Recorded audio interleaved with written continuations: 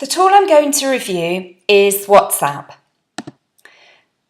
My rationale for choosing WhatsApp is that it's free, it's cross-platform, students are familiar with it because they already use it in a social context, they know how to navigate, and it's informal, so it breaks down the teacher-student social barriers, and also it can be personalised.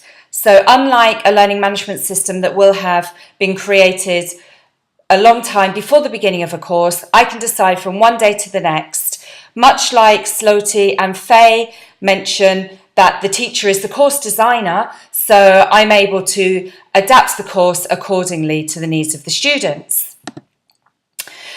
Many conditions cite four main purposes for WhatsApp groups used as a learning tool: to communicate with students, to nurture a social atmosphere, to create dialogue and encourage sharing amongst students, and as a learning platform.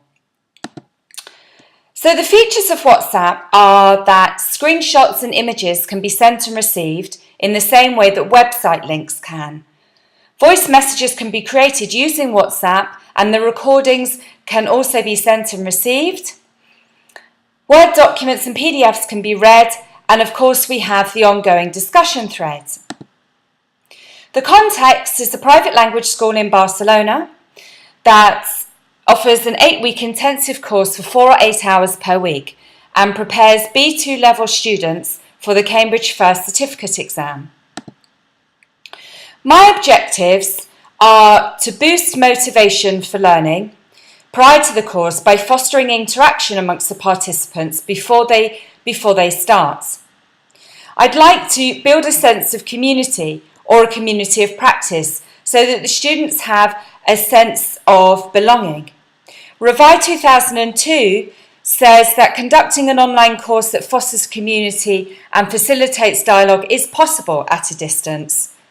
And Salmon 2011 talks about establishing a knowledge community. I'd also like to foster collaboration and interaction by creating dialogue between the participants prior to beginning the course. Richardson and Swan 2003 note that interaction is a key tenet in learning. So this provides learner content, learner-learner and learner-teacher interaction. I'd also like to improve the skills so that the outcomes of the intensive 8-week course are better. Thereby, if I improve motivation before the course, as Sweeney said, students tend to take learning more seriously when their contributions are public because they want to impress peers. So my intention here is to improve confidence and prior to the course beginning. I've referred to a couple of frameworks. One is from the US Department of Education for Online Professional Learning Qualities, and here you can see with an arrow in red the features which I think are important in order to meet the learner needs in this course. And the activities that I have designed have aimed to meet those needs, as mentioned previously.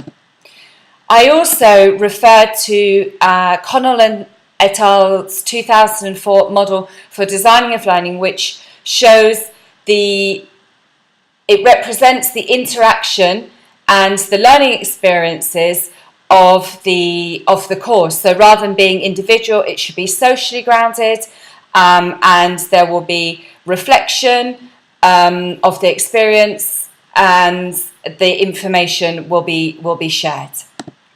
So here's an example of some of the messages that I sent. The first one is an outline of the 2-week course.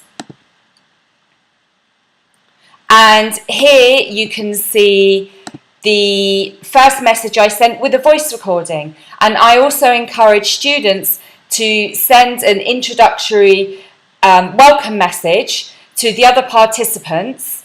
And I presume that they probably wouldn't use their first recording, much like me today. So this would mean that they would be practicing their oral skills, and they then sent their recordings on the group. An example of other things that I sent, for example, here we have the speaking assessment scale, which I asked students to study, and then I sent them a link to a YouTube video of an FCE exam for the students to grade.